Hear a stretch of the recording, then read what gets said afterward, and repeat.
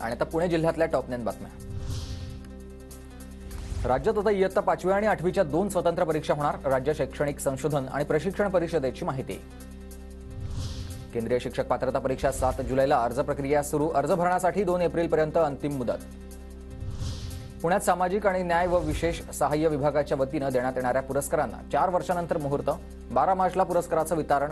पुरस्कारासाठी राज्यातील 393 पुरस्कारार्थ्यांची निवड।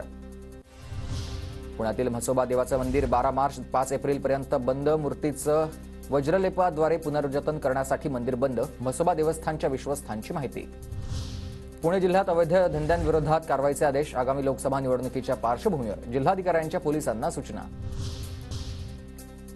पुण्याच्या हवेलीतील पानशेतमध्ये तरुणांवर कोयत्यानं हल्ला करणाऱ्या आणि गाड्यांची तोडफोड करणाऱ्या कोयता गँगच्या 8 जणांना अटक। गुन्हा दाखल होताच 24 तासाच्या आत हवेली पोलिसांची कारवाई।